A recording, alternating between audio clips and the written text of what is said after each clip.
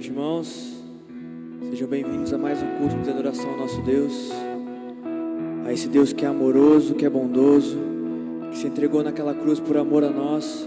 Por isso se coloque de pé, vamos juntos adorar a esse Deus que merece todo louvor e toda a glória, amém?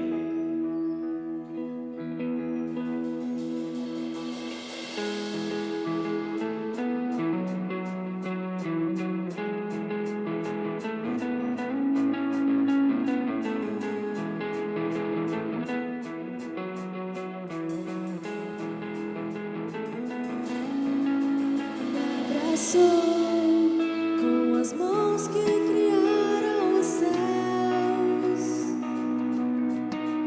me encontro onde a graça as feridas curou, da lama me tirou, na rocha me firmou, seu nome me entregou, salvou meu coração,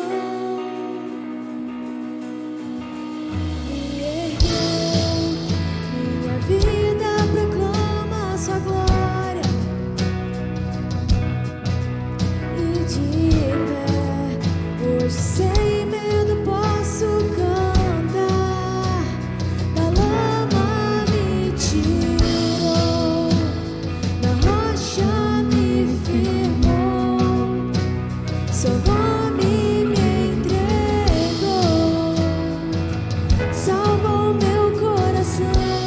Liga a sua voz e declare isso, que você precisa da presença do Senhor. Eis-me aqui, de ti preciso me render. Eu sou teu e eternamente te adorarei. Estava em pedaços e mesmo assim me amou. Sua graça me abraçou, meu pecado apagou. Graça que derrotou toda a morte, me livrou, enfim, da vergonha e da dor. O véu ele rasgou, a tumba se abriu, Jesus se levantou, em seus braços estou. Diz aqui, Senhor, Eis-me aqui, de ti preciso me render. Eu sou teu e eternamente te adorarei. Estava em pedaços e mesmo assim me amou. Sua graça me abraçou, meu pecado apagou. Estou curado e perdoado sou. Sua graça me abraçou, sobre a morte triunfou. E na graça estou, e na graça estou, e na graça estou, e na graça estou.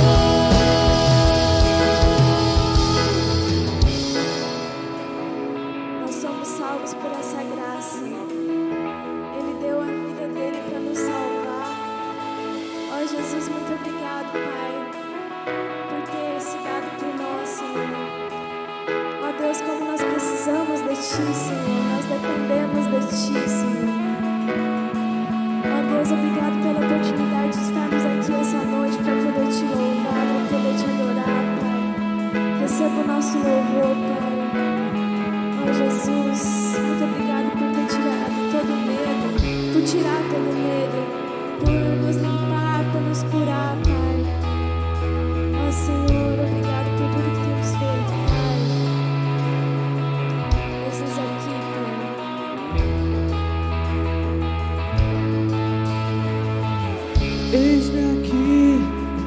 te preciso, me renderei. Eu sou teu e eternamente te adorarei. Eis-me aqui, de ti preciso, me renderei. Eu sou teu e eternamente te adorarei. Eis-me aqui, Você pode levantar suas mãos e declarar conosco isso. Levante suas mãos. Eis-nos aqui, Senhor, estamos aqui nesse lugar. Nós somos teus. Não há outro lugar para irmos, não há outro lugar para chegarmos, Senhor. Eis-nos aqui, Senhor. Precisamos de mais de ti, mais de ti, mais de ti, Senhor. eu sou teu e eternamente te adorarei. Estava em pedaços. Obrigado por nos encontrar, Senhor. E mesmo assim, Obrigado por me achar, Senhor. amor, sua graça me abraçou. Eu Triunfaste sobre tudo e todos. Estou curado Para trazer sobre nós tua cura. e perdoado sou. Sua graça me abraçou. Sobre a morte triunfou. E agora nós estamos E na graça na tua graça, na tua presença, E na graça estou. onde estamos seguros e sustentados.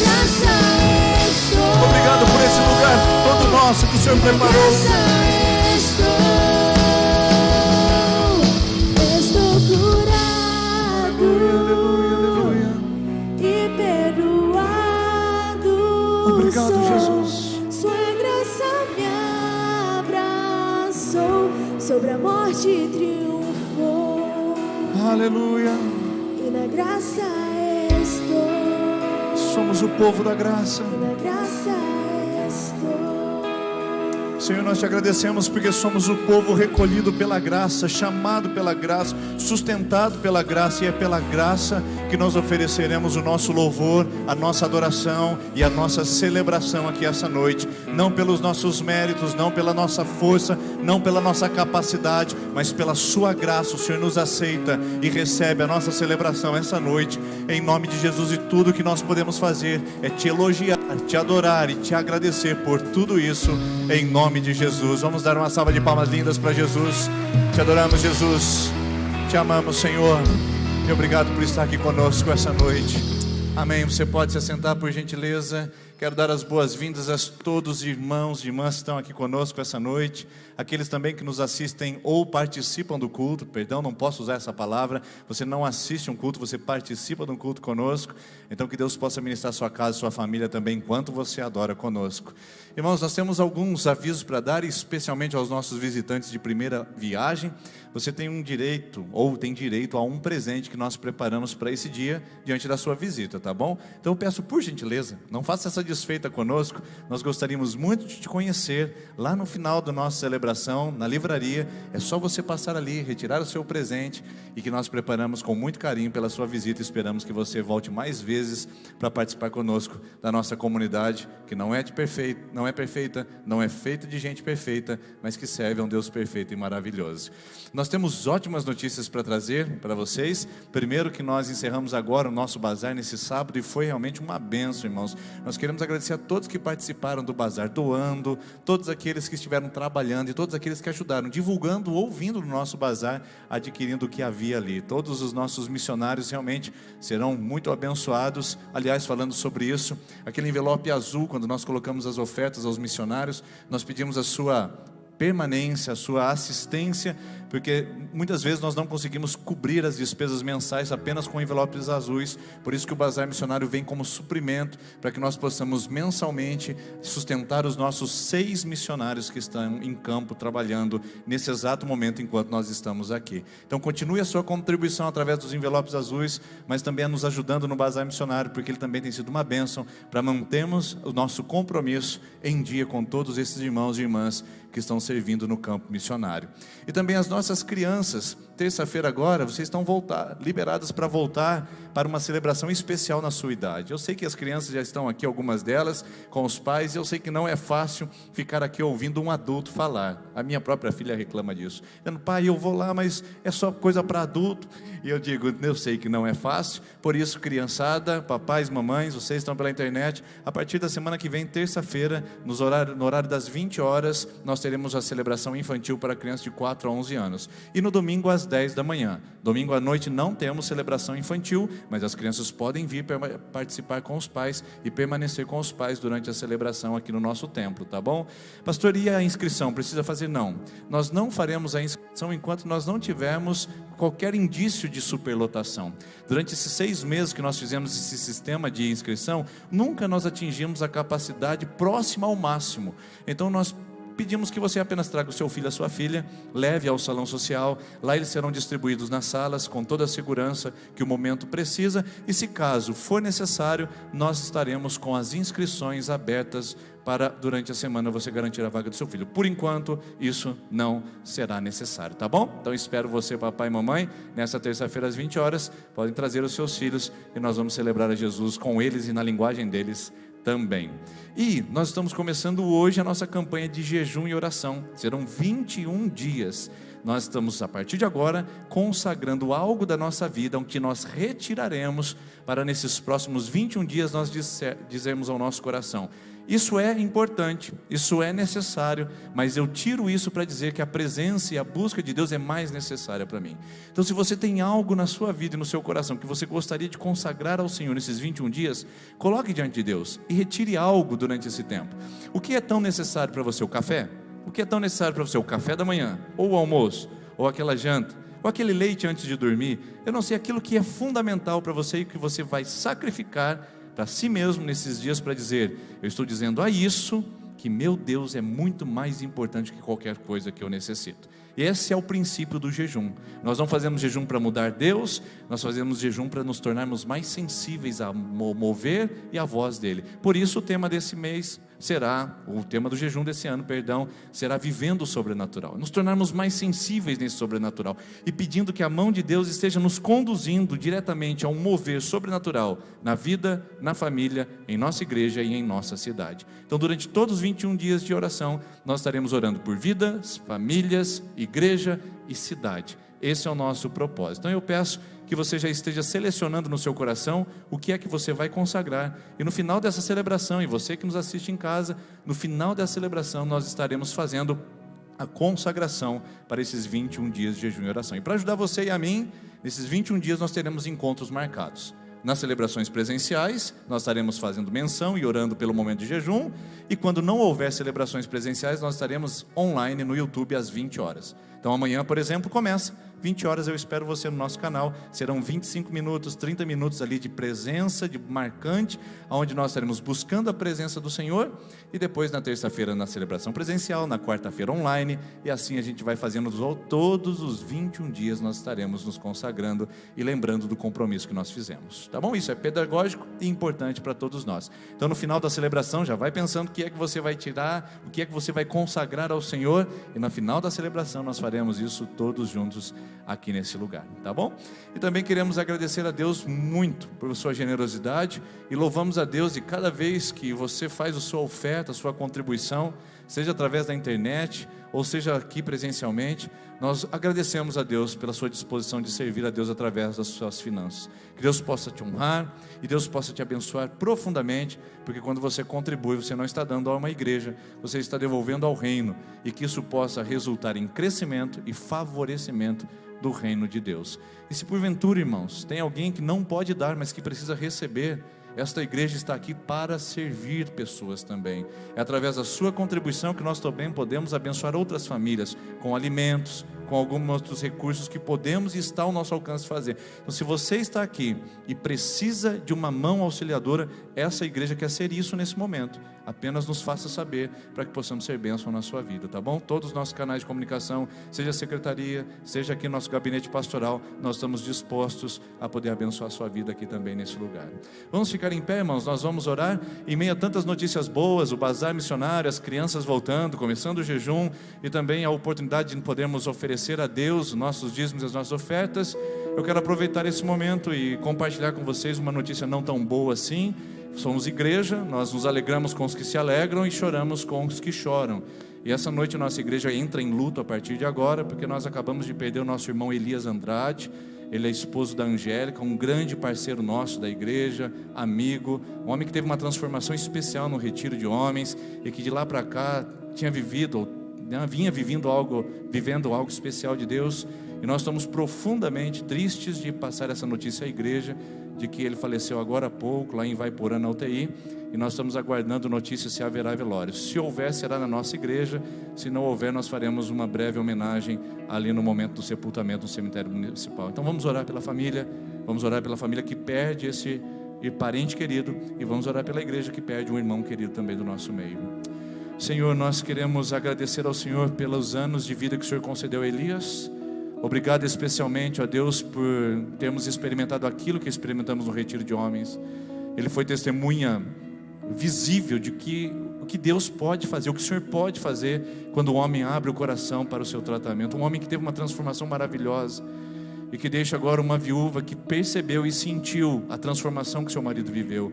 E hoje nós temos a convicção de que o Elias foi morar no céu, de que ele está com o Senhor. Então, Pai, conforte o coração da Angélica, conforte o coração da família Andrade. Senhor, conforte o coração da dona Lidinha, nossa amada irmã. Oh Deus, conforte essa comunidade que também perde mais um dos seus soldados. E nós pedimos, Pai, que o Senhor possa nos sustentar nesse momento, trazendo conforto com a sua palavra. Assim nós pedimos, Pai, e também te agradecemos nesse momento por tudo que o Senhor tem feito e sustentado a tua igreja. E obrigado também pelas mãos que vão ofertar, dizimar, porque podemos fazer isso enquanto é luz, enquanto é dia, enquanto estamos vivos. Porque o dia que o Senhor nos chamar, não teremos mais nada a fazer ou a deixar nessa terra, a não ser o que fizemos para o Senhor e com o Senhor, assim como nosso irmão Elias fez. Assim nós oramos em nome de Jesus. Amém. Enquanto nós cantamos, irmãos, você pode vir aqui à frente devolver seu dízimo e sua oferta. E você que está na internet, aí estão as orientações de como você pode fazer isso.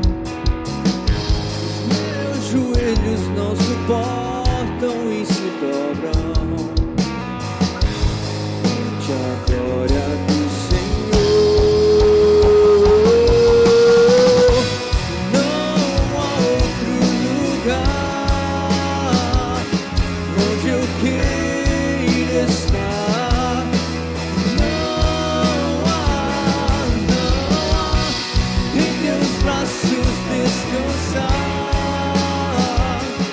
e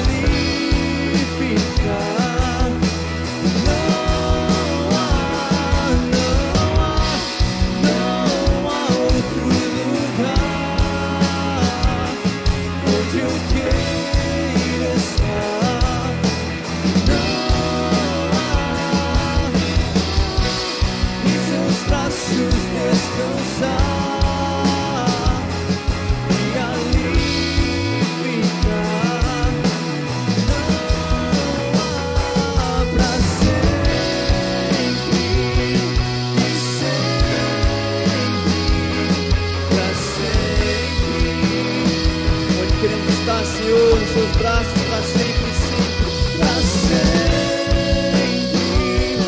e sempre, para sempre. Vamos declarar que não há outro lugar que queremos estar, são nos braços do Senhor.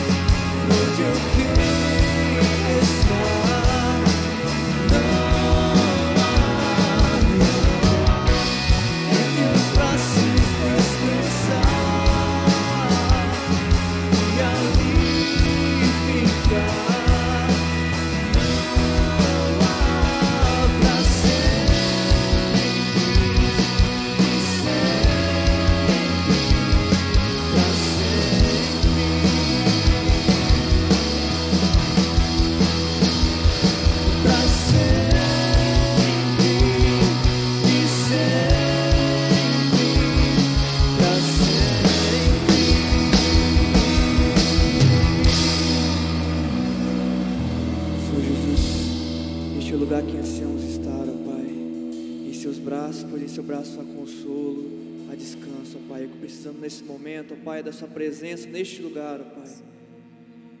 Por isso, ó Pai, iremos clamar, ó Pai, pela sua presença. Queremos mais de Ti, ó Deus. Vem trazer paz aos nossos corações, ó Pai. Vem trazer força, ó Pai, e descanso, ó Pai, que encontramos apenas em Ti, Senhor Jesus. Venha sobre nós, ó Deus, neste lugar, Senhor Jesus. Ansiamos por Ti.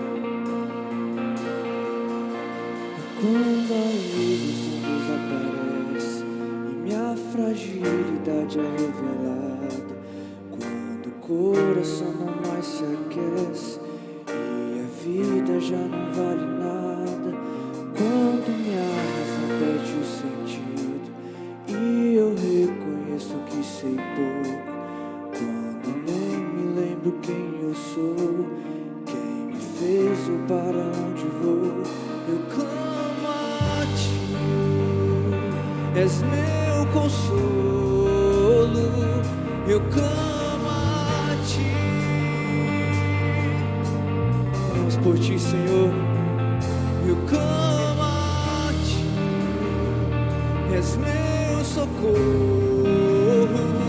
eu clamo, Tu és aquele que me guarda. Confio em Tua palavra, eu não temerei.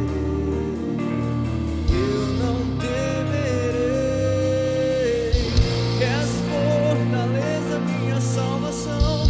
Estou seguro em Tua forte mão. Não temeremos, Senhor. Eu confiarei em Ti.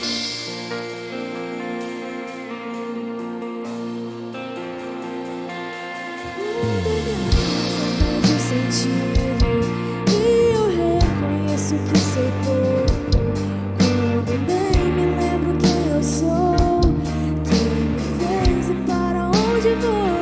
Eu clamo a Ti, em meio ao choro, eu clamo a Ti.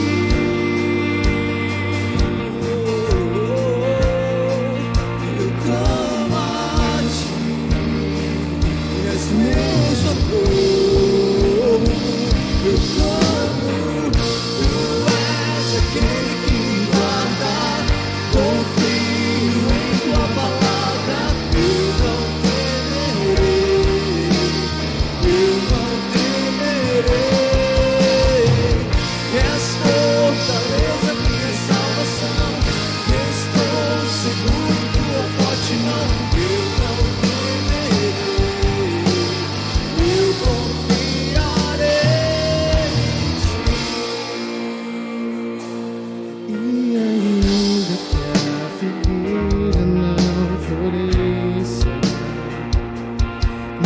que esperado não me Confiamos em Ti, ó Pai, acima de tudo, ó Pai. Eu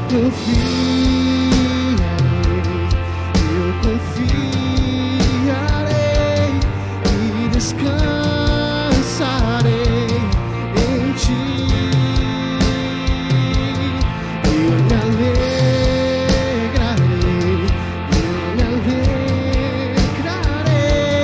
e descansarei em Ti. Eu não temerei, eu não temerei, eu confiarei em Ti. Eu não temerei, eu não temerei, eu confiarei em Ti. Tu és aquele que me guarda, confio em Tua palavra. Eu não temerei, és fortaleza, minha salvação. Estou seguro em Tua forte mão. Eu não temerei, eu confiarei. Tu és aquele que me guarda, confio em Tua palavra. Eu não temerei, és fortaleza, minha salvação. Estou seguro em Tua forte mão. Eu não temerei, eu confiarei em Ti. Confiamos em Ti, Senhor, pois sabemos, ó Pai, que a cada dia a Tua vontade é feita, ó Pai, é revelada a nós, ó Pai. Entregamos, ó Pai, nossa vida a Ti, ó Pai, tudo que fazemos, tudo a Sua palavra promessas, ó Pai, promessas que é o melhor para nós, ó Pai, durante essa vida que vivemos, ó Pai, que é passageira, que um dia estaremos contigo na eternidade, ó Pai, cantando e adorando o Seu santo nome, ó Pai. Por isso confiamos no Senhor, ó Pai, pois o Senhor tem o controle de tudo, ó Pai, o Senhor é poderoso, o Senhor é onipresente, onipotente, ó Pai. Por isso, ó Pai, entregamos tudo a Ti, ó Pai, em Tuas mãos, ó Deus. Essa é a nossa oração, essa noite, ó Pai. Amém. Aplauda esse Deus aí, toda a honra e toda a glória, amém. A igreja pode se assentar. Amém. Obrigado, equipe de louvor, por isso. Uma palavra de confiança e de consolo ao nosso coração. Eu não temerei, confiarei em Ti nessa jornada, nessa caminhada que nós estamos vivenciando e experimentando agora. E toda jornada, toda caminhada também exige bagagem. Precisamos nos preparar para isso. E eu preciso confessar para vocês que não sou um bom separador de itens para uma viagem. Para fazer uma bagagem ou para montar uma mala, eu tenho a tendência de esquecer muitas coisas, e para me precaver do esquecimento, acabo levando coisas a mais e desnecessárias. Coloco tudo sobre a mesa ou sobre a cama e digo, o que está faltando aqui? E começo a pensar, olha, se fizer frio, então eu preciso levar um agasalho a mais. Se chover, então talvez levar alguns jogos para a família. E se ficar entediante, dá para levar também um computador, porque um computador é bom para passar algumas horas a mais quando fica meio entediado o lugar. E se não houver internet, bom levar alguns livros, porque pelo menos os livros fazem uma boa companhia. E se ler muito rápido, é melhor levar 2 livros, ou 3, quem sabe, vai que não interessa naquele assunto, você tem outros às suas mãos, e aí você vai acumulando coisas na bagagem. De repente você fala, se fizer calor, bom, já coloquei tantas coisas mesmo, não custa levar agora um ventilador, né? Não custa levar alguma coisa portátil para diminuir um pouco desse calor. No final, sempre você vai ver a imagem do pastor Denis em cima de uma mala, de joelhos, ajoelhando, forçando a tampa contra a base, tentando fechar o zíper, porque sempre vai ter mais do que a mala pode conter e mais do que o necessário. Também você vai ver o pastor Denis arrumando as malas no bagageiro do seu carro, geralmente empurrando, encaixando, fazendo medições e no final forçando a tampa um pouquinho para ela poder fechar diante de tantas coisas a serem levadas. Faz parte do hábito da família Vicentim fazer malas e levar coisas mais do que o necessário. Nenhum problema em levar coisas mais do que o necessário. Afinal de contas, quando a gente sai para viajar, a gente sente aquela sensação de vulnerabilidade. Não conheço o clima, não conheço o lugar, vai que eu preciso disso, vai que eu preciso daquilo, esse medicamento, esse analgésico. Ou seja, nenhum problema em levar coisas a mais. O problema é quando você volta e diz que não usou nada. Quando você olha para aquela mala gigante, ou para aquele monte de medicamento e diz, por que eu levei tudo isso mesmo? Ontem era 7 horas da noite, quando nós chegamos em casa, de uma viagem que fizemos da família agora, no começo da semana, e, para não perder a tradição, um monte de malas descendo e descarregando do carro, a minha esposa diz, olha, essa tem uma mala que é só de roupa suja, você leva lá direto para a lavanderia. Eu falei, ótimo. Olhei para a maior das 3 malas que tínhamos levado e disse, essa é a mala da roupa suja, porque em tese você usa muito mais do que levou, não é verdade? Ou muito mais as coisas que levou do que deixou para usar. Então eu comecei a levar a mala grande, quando ela falou, não é essa não. Ela falou para o meu filho, inclusive, que estava levando, é a outra mala, menor. Eu disse, mas a mala menor é a que mais usou? Pois é. Então por que não levamos só ela mesmo? Se só levou aquela... Então essa é uma característica nossa, levar mais do que o necessário, e geralmente colocamos muito mais do que o supérfluo. O problema é chegar no final da viagem e descobrir que tudo aquilo que nós carregamos foi inútil, desnecessário e foi excessivo. Você também não passa por isso? Você também não tem tendência de carregar mais coisas do que seriam necessárias? E agora eu não estou falando sobre montar bagagens para a viagem. Eu estou falando sobre coisas na sua vida, onde geralmente você coloca, sobrecarrega, enche de bugigangas e aparelhagem, para que você, de alguma maneira, possa corresponder a uma bagagem que nos perturba o tempo todo. Eu estou dizendo nós, porque eu sei que não acontece só com você, acontece comigo. Nós temos uma bagagem, que eu posso dizer abstrata, uma bagagem invisível, onde nós queremos colocar todos os itens e preenchê-la para que de alguma maneira ela faça sentido para nós e nós possamos carregá-la. O problema é que à medida que nós vamos colocando coisas dentro dessa mala, elas vão desaparecendo e elas não vão preenchendo o vazio lá de dentro. Essa bagagem é uma bagagem insaciável, implacável, faminta. Ela sempre está pedindo por mais, ela sempre está chamando mais. E eu vou chamar essa bagagem de bagagem do querer. É a bagagem do desejar.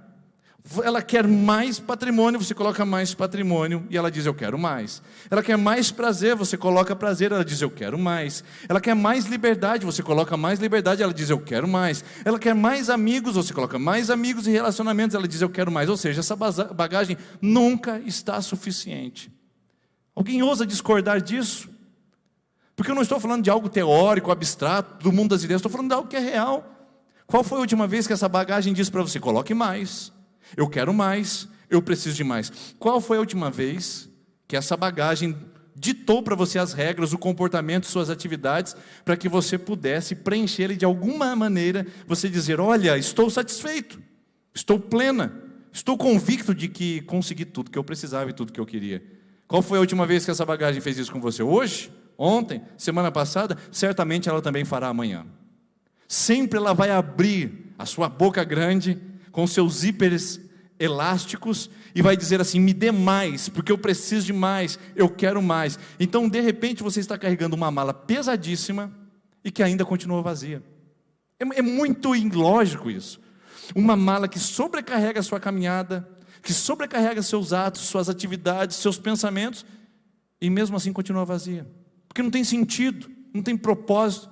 Tudo que você coloca lá é um saco vazio. Tudo que você coloca lá vira vapor, embora continue pesando, mas não traz significado. Ela sempre traz uma sensação de incompletude, sempre traz uma sensação de que nós estamos carregando coisas que não nos fazem sentido mais.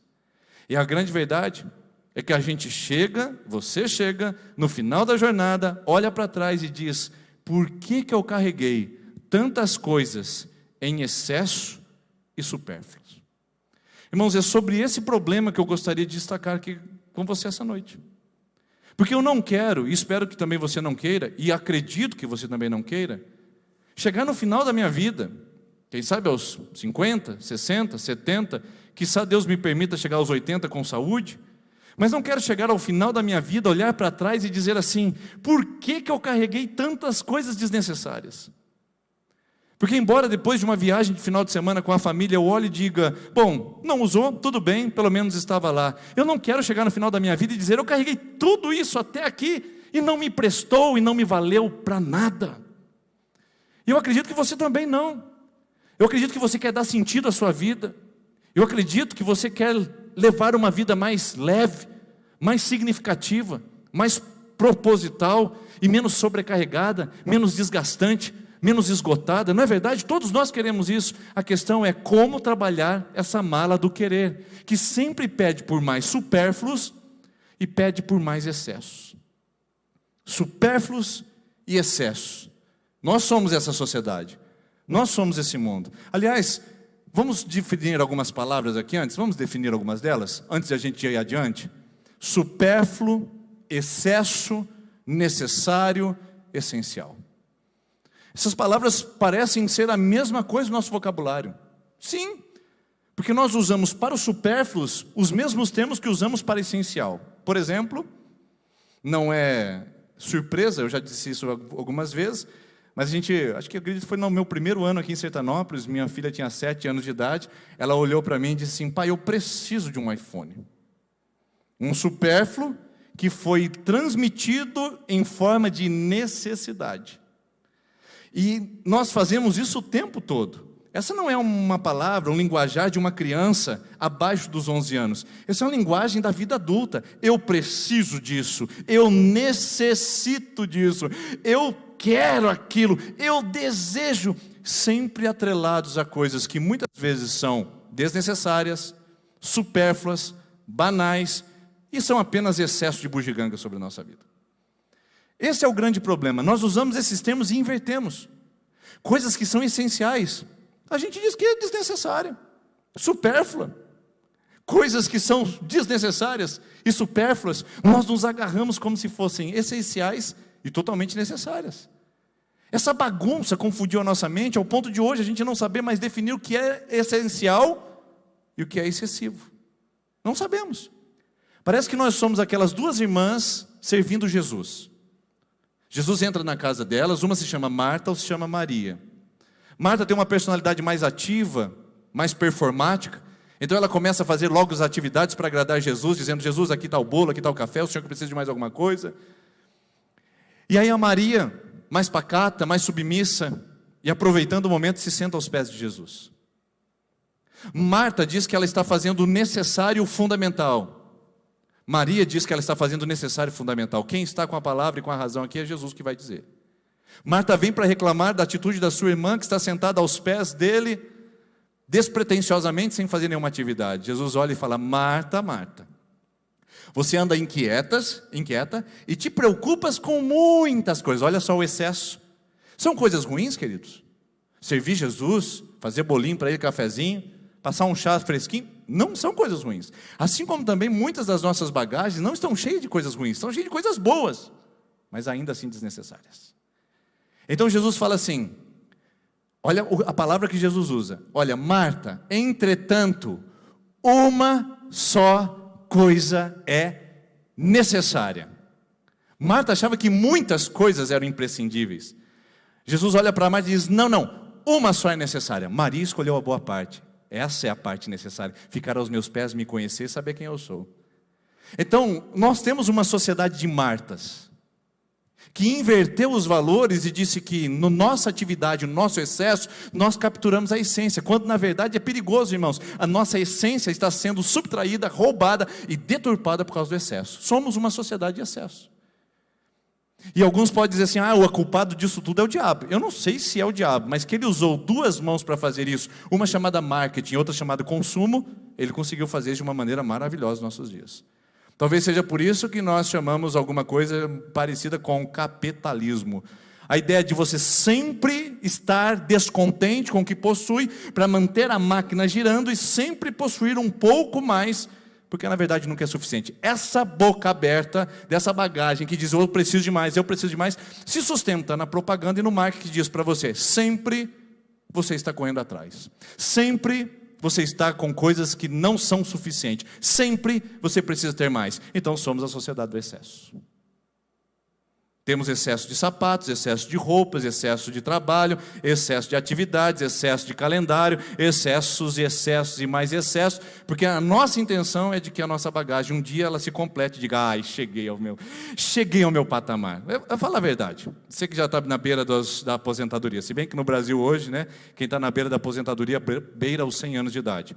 Então, não sei se temos alguém aqui nesse padrão, mas você que já está pensando em diminuir o ritmo, o que você disse quando tinha 20 anos, 30 anos, 40? Quando eu conseguir encher essa mala, eu vou dar diminuída. Quando eu colocar isso na bagagem, aí sim eu vou curtir a minha vida. Eu estava num lugar e estava prestando atenção, isso não é muito legal fazer, tá, irmãos? Mas eu estava num espaço prestando atenção numa conversa na mesa do lado. E eu estava sozinho ali e a moça falava assim, não, quando eu aposentar, eu quero preparar minha aposentadoria para eu poder curtir, para eu poder aproveitar. Agora... E eu olhei, ela estava num lugar gostoso, um lugar de refrigério, mas não conseguia dizer que estava descansando. Porque ela estava olhando para frente, dizendo, quando eu aposentar eu vou curtir. Meu Deus, ela estava num lugar de férias. Essa é a nossa característica. Nós nunca estamos no tempo presente, nós nunca estamos no lugar presente, nós estamos sempre no lugar onde nós não chegamos ainda. Meu Deus, isso é muito conflituoso para mim. Por isso que um sociólogo francês chamado Morquillier, ele diz o seguinte, que nessa sociedade nós temos 3 excessos. Excesso de tempo, ou seja, nós temos tempo à vontade para fazer muitas coisas. Temos excesso de espaço, o mundo ficou pequeno, a gente consegue estar em todos os lugares, com uma facilidade muito grande. E temos excesso de ego. O homem virou um indivíduo, o Deus de si mesmo. Nessa sociedade de excesso, não é surpresa que você e eu estejamos tão cansados com essa bagagem que nunca disse chega. Disse? Vamos pegar os mais experientes aqui, que já se aposentaram. Disse chega? Acabou em algum momento? Ela falou, agora estou satisfeito. Deita, repousa e folga. Algum momento disse isso? Não porque apareceram os filhos na universidade, não porque apareceram os netos na dependência, não porque apareceu a filha que voltou para casa depois do divórcio, não porque você precisou voltar ao mercado de trabalho, porque a renda não foi suficiente da aposentadoria. Não, nunca. Então nós estamos cansados, queridos. Cansados não pelo que temos, cansados pelo que não temos e ainda não possuímos. Por isso eu vou chamar isso de sociedade do descontentamento. Essa sociedade descontente, essa sociedade que nunca está satisfeita, alimentando uma bagagem que se enche de supérfluos e excessos, é a sociedade do descontentamento, que nunca consegue se agradar ou se satisfazer com aquilo que já tem e que já possui. Aí você deve estar perguntando assim, mas pastor, como resolver esse problema? Boa pergunta. Eu também queria fazer essa mesma pergunta. Como resolver isso? Porque quando você sair daqui, você vai receber um pop-up ali no seu e-mail, onde vai aparecer novo celular, novo computador novo, não sei o quê, férias não sei onde, você vai chegar lá e vai abrir um site de relacionamento e mais uma pessoa vai aparecer na sua vida. Talvez você saia daqui e fale, eu preciso de mais uma cama, mais uma mesa de bar, mais alguma coisa. Sempre. Como faz para resolver isso? Uma ótima pergunta para a gente conversar essa noite. Como resolver o problema de eu nunca estar contente com o que eu tenho, com o que eu sou e com aquilo que eu possuo na minha vida? Como resolver isso? Como eu não tenho a resposta de pastor Denis para dizer, olha, eu fiz isso e deu certo, porque eu ainda estou na caminhada, estou pedindo para Deus me ensinar isso, eu queria compartilhar com você algo que alguém me ensinou. Eu não posso dizer que eu já aprendi, eu posso dizer que eu estou aprendendo com alguém, eu vou compartilhar com você. Para isso eu trouxe um conselheiro especial para vocês essa noite. Ele vai assumir daqui por diante, vai explicar como vencer o constante descontentamento na sociedade atual. Bom, é verdade que ele não é tão atual assim, né? Ele viveu há 3.000 anos atrás, logicamente que ele não virá aqui em forma corporal, ou física ou espiritual, até porque nós não acreditamos nisso, mas ele virá através da sua mensagem, que ele deixou registrada no Salmo 23. Um dos homens mais importantes da Bíblia, que viveu a privação e a excelência do palácio, que soube o que é ser um pastor de ovelhas e ao mesmo tempo o maior monarca da história de Israel, Davi. Ele disse, o Senhor é o meu pastor, portanto não terei falta de nada. O que os estudiosos estão chegando em consenso dessa tradução desse texto é que ele é traduzido de uma maneira errada. para o português. A maioria dos estudiosos dizem o seguinte: a forma ideal de traduzir é a questão da ausência de necessidade. Então o certo seria: se o Senhor, partícula condicional, se o Senhor é o meu pastor, eu não terei falta de nada. Então não é que o Senhor é o meu pastor, então eu vou ter tudo. É ao contrário. Se o Senhor é o meu pastor, então nada mais me faz falta.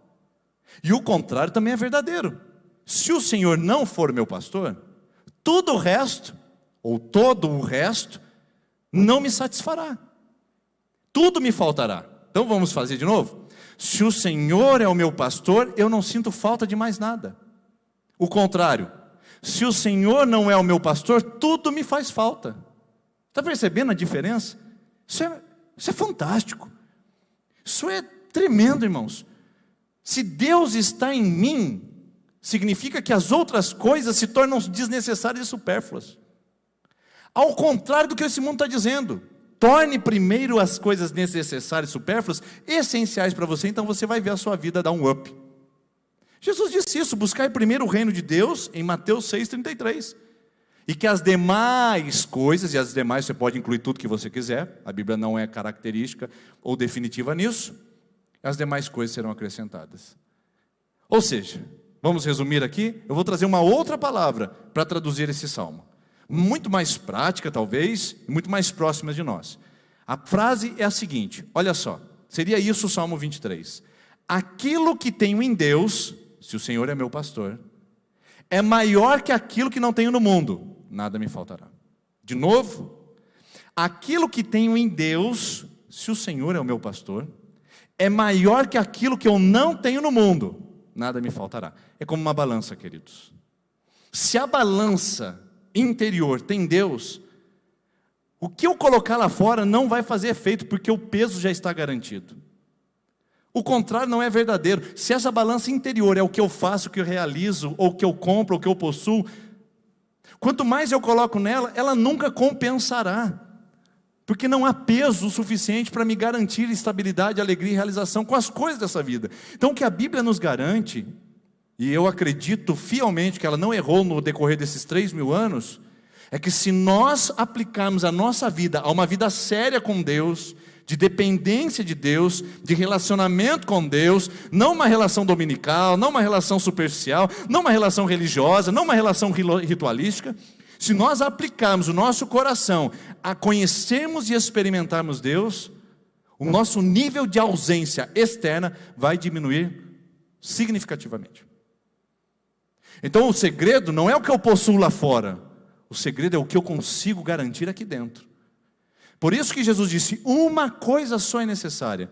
Por isso que Davi diz, o Senhor é o meu pastor, então todas as demais são desnecessárias. Ai pastor, é desnecessário comer, é desnecessário trabalhar, não seja tão grosseiro também nessa interpretação. Não vamos ser dissimulados com isso, irmãos.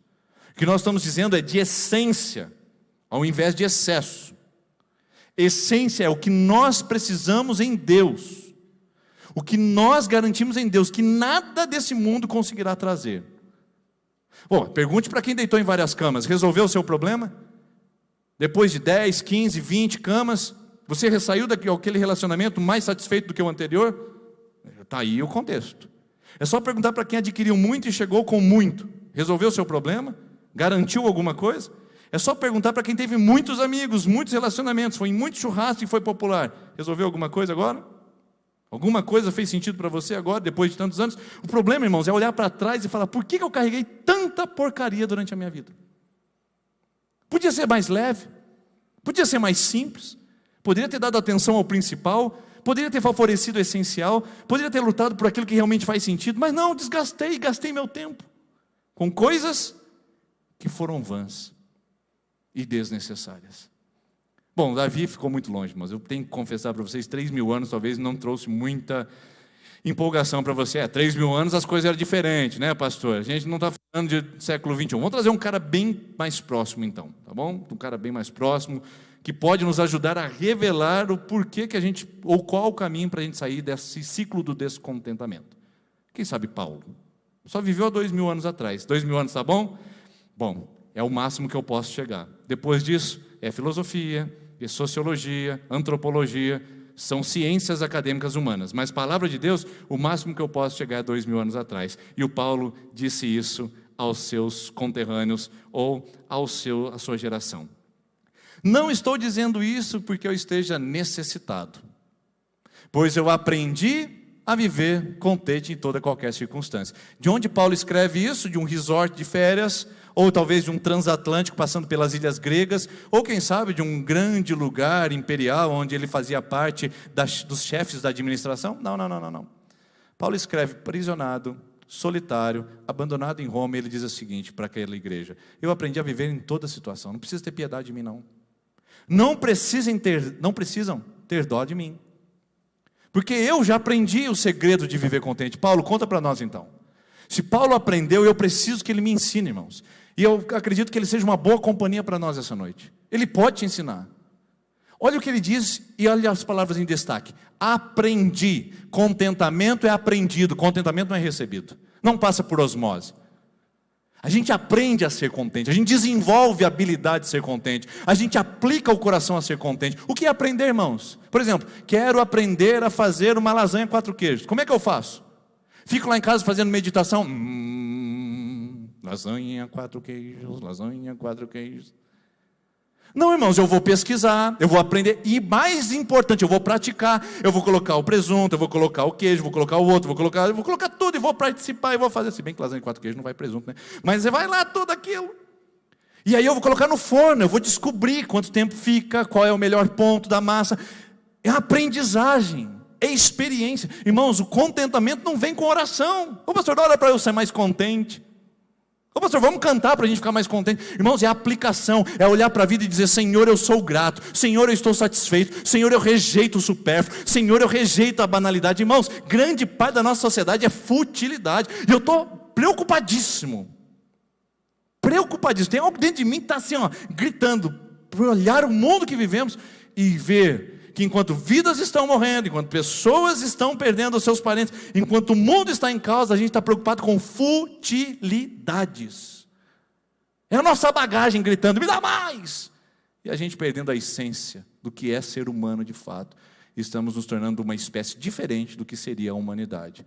Mas isso é conversa para outra história. O que eu queria destacar é: aprender é um desafio, porque a gente precisa desaprender muita coisa. Desaprender o que o mundo nos ensina, desaprender o que a mídia nos constrange, desaprender o que o mundo nos serve. Irmãos, nós precisamos, antes de aprender, desaprender, desintoxicar nossa alma de tanta porcaria que foi assimilada durante a nossa pequena existência. Irmãos, eu tenho 37 anos, e eu digo para você que se 37 anos eu conseguir absorver tanta bobagem desse mundo, eu imagino você que tem seus 20 anos e que nasceu na era digital. Você achou que eu ia falar dos mais velhos, né? Não, porque eu vi um mundo diferente antes desse, que muitos menos de 20 anos estão vendo agora. Irmãos, o que nós estamos colocando dentro da nossa bagagem? A gente precisa aprender a viver contente, a gente precisa aprender o segredo da satisfação. Sem isso, vai ser doloroso a nossa existência. Aprendi a viver. Não é um estado emocional, não é hoje eu estou bem, amanhã eu estou mal. Eu aprendi a viver contente. Paulo estava preso, ele estava contente. Paulo estava livre, ele estava contente. Chegamos a um estado onde as coisas exteriores já não influenciam o meu estado emocional.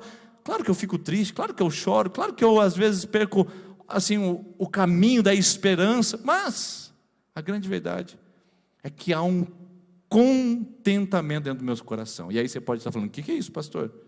O que é contentamento? Aí você vai olhar e vai falar assim: contentamento, a arte de ser alegre. Não, isso é bobo da corte. Ficar dando risada para todo mundo: estou contente, olha aqui, contente estou.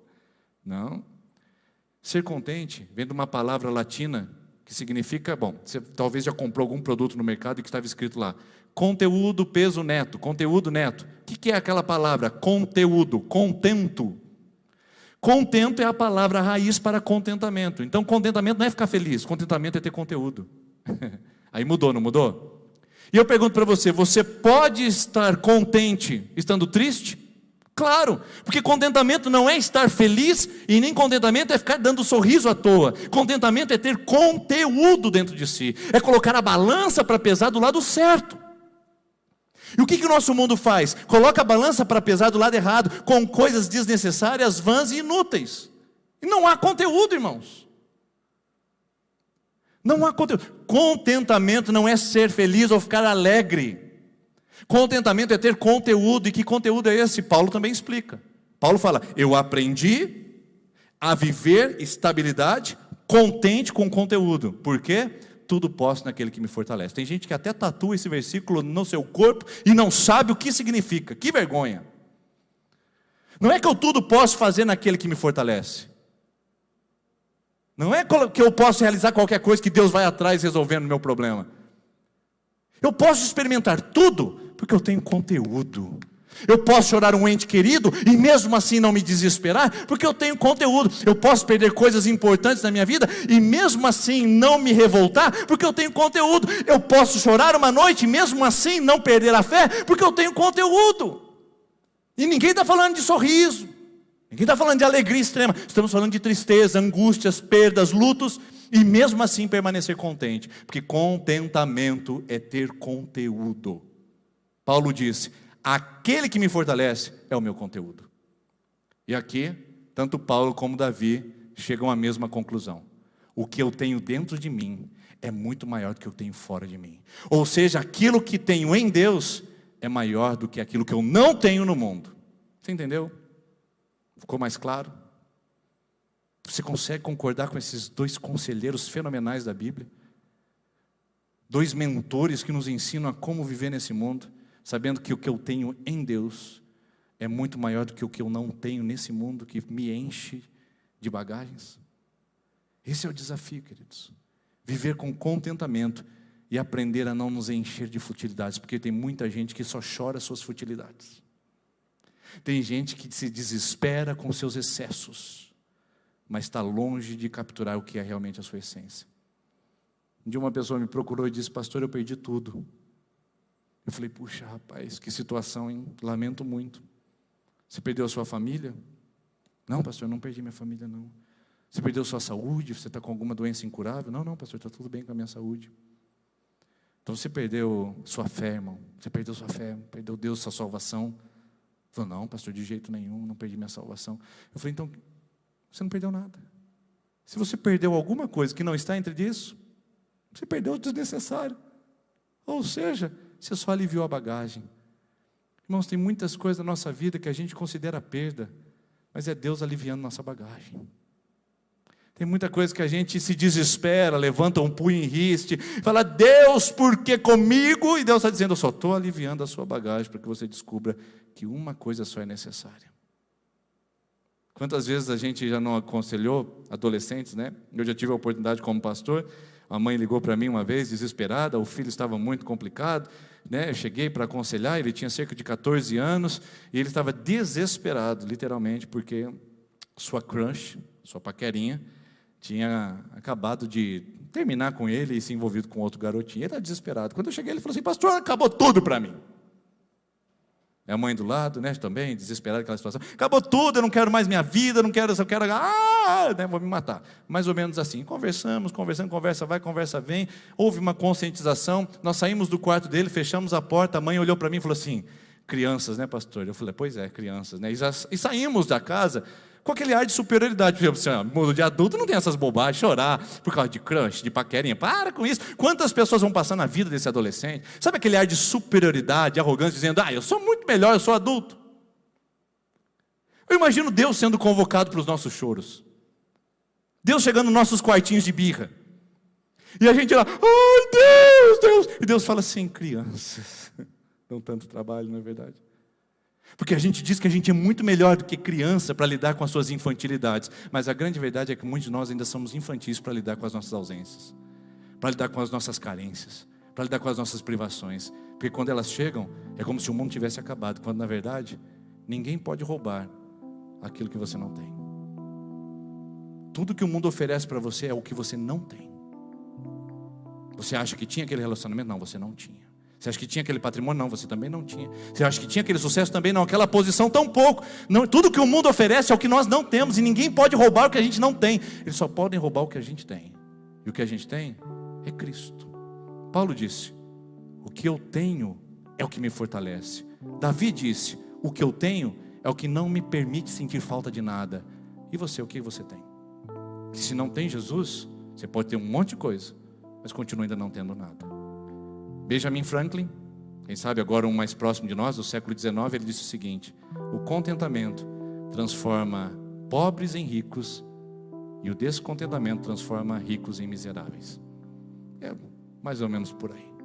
Quando a gente entende esse caminho, de que nós precisamos avançar para além do que o mundo oferece de insatisfação e aprender a satisfazer o nosso coração. Então, o segredo dessa noite é, e talvez aqui nós tenhamos a palavra certa, a gente aprender a trabalhar conteúdo não como contente, mas contentamento como conteúdo e não como contente. Porque o contrário também é verdadeiro. O que é descontentamento? Irmãos, assim, a gente usa o português e as palavras, a gente acha que elas estão ali por acaso. Eu sou eu amo demais conhecer a raiz das palavras. Poderia ser, por exemplo, incontentamento. O que é uma pessoa que não está contente? Poderia ser uma pessoa incontentada. Mas por que é descontentada? A palavra des significa deslocamento, por isso deslocar, sair de um local para o outro. É tirar dali. Está ali, mas saiu. Se é significa o contrário, o opositor. Não tem ali. Mas o des é tirar dali. Por exemplo, descafeinado. O que é algo descafeinado? Tinha café, foi tirado o café. O que é uma pessoa desmotivada? É o que estava motivado e foi tirada a motivação. O que é um descontentamento? Tem conteúdo, mas foi tirado o conteúdo. Então a próxima vez que você disser, ou eu disser, que eu estou descontente com o trabalho, na verdade eu estou tirando o conteúdo mais essencial da minha vida. Eu estou dizendo que eu estou sem conteúdo. É isso que você quer dizer? A próxima vez que você disser que está descontente com o casamento, você está dizendo que está sem conteúdo no seu coração. É isso realmente que você quer dizer? A próxima vez que você disser que está descontente com a vida, você está dizendo que foi retirado o seu conteúdo, o seu significado, o seu propósito de viver. É realmente isso que você quis dizer? Cuidado com as palavras. Elas continuam tendo poder mesmo quando a gente não entende o significado delas. Descontentamento é tirar o que você tem de mais precioso, ou seja, o seu conteúdo. Por isso, cuidado da próxima vez que você disser isso. Porque nós vivemos numa sociedade, de um mundo que eu digo assim, eu gosto de inventar palavras também, vou inventar uma agora com vocês. Nós vivemos uma sociedade do desconteúdo. Não existe lá no dicionário, tá? Eu inventei agora. Desconteúdo é vivemos uma sociedade que ama tirar o conteúdo das pessoas. É por isso que a igreja está cheia de pessoas vazias.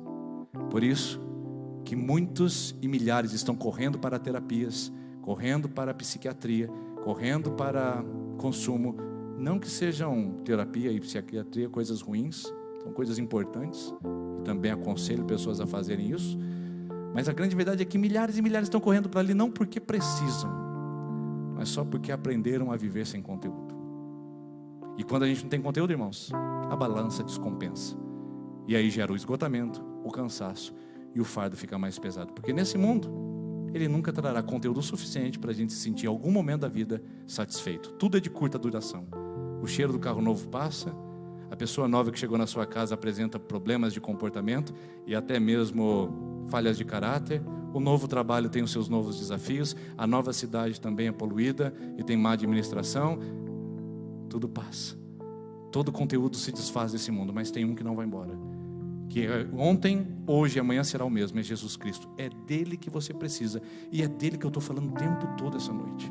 É para ele que nós nos reunimos, é com ele que nós andamos, e sem ele tudo se torna vão, inútil e poeira, irmãos. Por isso, se você está cansada ou cansado da insatisfação que gera no seu coração, só tem um remédio para você: Jesus Cristo. Ele vai te livrar da próxima cama, da próxima mesa, da próxima carreira de cocaína. Ele vai te livrar do próximo negócio que vai tomar até a sua alma. Ele vai te livrar do próximo passo impensado. Ele vai te livrar da próxima busca insana, enlouquecida. Ele vai te livrar da próxima queda. Jesus Cristo, ele será o conteúdo seu. Esse conteúdo vai pesar para que você ande nessa vida de uma maneira leve, de uma maneira abençoada, de uma maneira feliz. Não sem desafios, mas muito menos sobrecarregado do que a qual você chegou aqui talvez essa noite. Cuidado com a sociedade do desconteúdo, que tira aquilo que nós temos de melhor, Jesus Cristo, para nos encher de futilidades e supérfluos. Eu não quero chegar ao final da minha vida e descobri que toda a minha jornada foi carregando uma mala pesada de coisas desnecessárias. A minha próxima viagem com a família terá muitas coisas desnecessárias sendo levadas, mas a minha vida terrena não pode admitir isso. Eu tenho pouco tempo aqui, você tem pouco tempo aqui, e vale a pena a gente pensar bem o que nós vamos colocar nessa bagagem. E que tal colocar uma coisa só? Uma só é necessária, Jesus disse para Maria, ou para Marta. Uma só é necessária, Jesus disse para você essa noite. Uma só é necessária, a satisfação com Cristo. Vamos ficar em pé, irmãos? Vamos ficar em pé, porque hoje você descobriu que para aliviar a sua bagagem do descontentamento, você precisa descobrir que aquilo que você tem em Deus é muito maior do que aquilo que você não tem no mundo. Feche seus olhos. Enquanto a equipe de louvor vem aqui à frente, eu quero convidar você a pensar sobre isso. Senhor Jesus, nós estamos no momento de reflexão da sua palavra. Ela nos toca, ela nos mobiliza, e que não seja uma palavra lançada ao vento, mas seja uma palavra que nos transforme. Então, Senhor Jesus, nós queremos dizer que a única coisa que nós precisamos, e talvez não estávamos cientes disso, perdão porque não sabíamos disso, fomos ignorantes, ou até mesmo fomos teimosos, perdão, Senhor, porque a única coisa que nós precisamos é o Senhor, é a Tua presença. O Senhor nos basta, e essas coisas do mundo nunca nos bastarão. O Senhor é suficiente para nós, e essas coisas que nos rodeiam e nos seduzem nunca serão suficientes. Por isso nos ajude a cantar essa canção que diz que nós precisamos de Ti, e que sem Ti não tem conteúdo, e sem conteúdo não vale a pena existir. O Senhor é a nossa razão de estarmos aqui, e permita que ela seja durante todos os dias que pisarmos nessa face da terra, em nome de Jesus.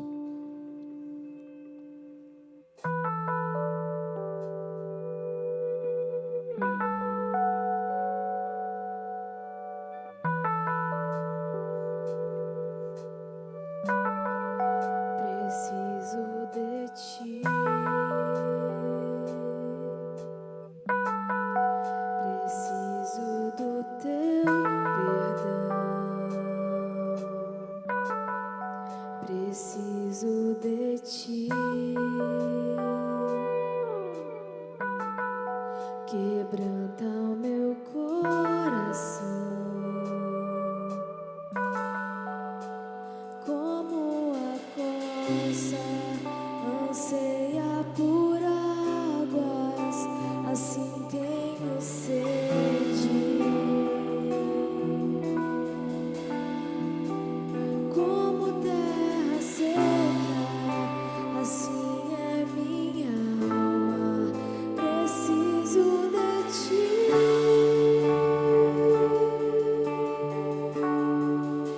Distante de Ti, Senhor, não posso viver. Não vale a pena existir. Escuta o meu clamor, mais que o ar que eu respiro. Preciso de Ti.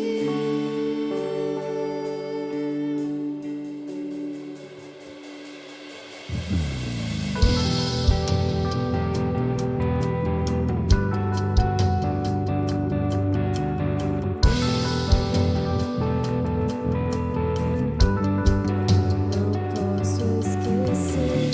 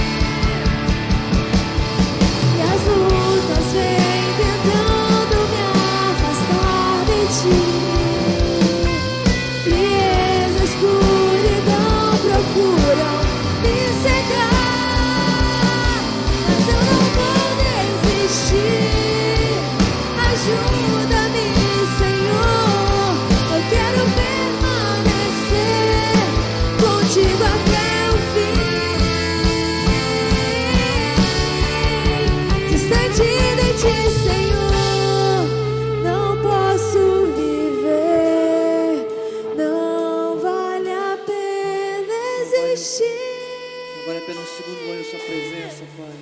Escuta o meu clamor, nesse ar que eu respiro, preciso de ti.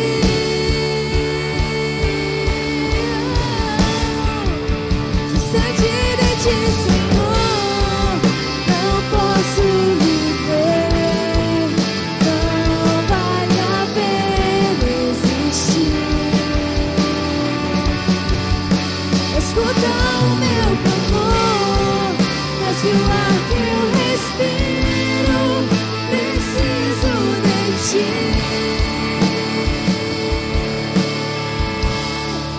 Preciso de ti. Senhor Jesus, nós estamos declarando isso, que nós precisamos do Senhor mais do que tudo e talvez ainda não percebemos isso.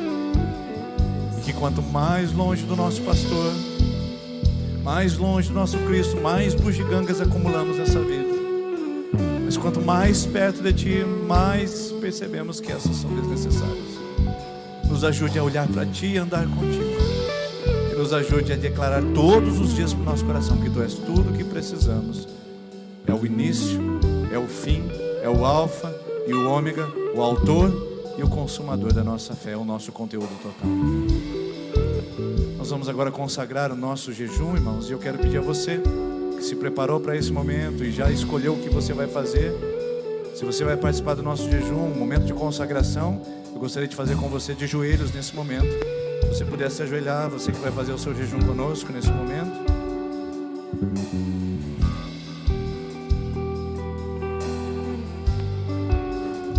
Senhor Jesus, nós estamos de joelhos e a proposta de ajoelhar é dizer que nós não conseguimos caminhar sozinhos, precisamos da sua ajuda. Estamos consagrando um voto de 21 dias, um voto sério, e não queremos quebrá-lo ou rompê-lo. Nós queremos, ó Deus, a tua ajuda, o teu sustento, para que possamos fazer isso da melhor maneira possível, com tanta consagração e com tanto empenho, que o nosso coração possa ser tão abençoado que queremos fazer isso mais e mais vezes. Senhor, nós consagramos a Ti esse elemento que queremos tirar da nossa vida durante 21 dias. Nos ajude a ficar sem ele e nos ajude, ó Deus, a declarar ao nosso coração que o Senhor é muito mais precioso que qualquer outra coisa nesse mundo. Senhor, nós estaremos também orando pela nossa casa, família, igreja e cidade. Então nos ajude, Senhor, porque nós queremos viver o sobrenatural na nossa vida, em coisas que ainda estamos travados. Queremos viver o sobrenatural na nossa família, em coisas que ainda não experimentamos. Queremos viver o sobrenatural do Senhor nesta igreja, em portas que o Senhor abrirá sobre nós ainda. Queremos viver o sobrenatural do Senhor nesta cidade, em cada bairro, em cada família, em cada canto. E nós estamos jejuando por isso. A partir de agora, nós consagramos durante esses 21 dias o nosso tempo de consagração e de entrega ao Senhor. Nos ajude, nos abençoe, em nome de Jesus. Amém, amém. Você pode se levantar, por favor. Deus abençoe sua vida. E amanhã a gente se vê às 20 horas online, no nosso tempo de consagração, tempo de oração, de busca e de dedicação na presença do Senhor. Uma boa semana, Deus te abençoe.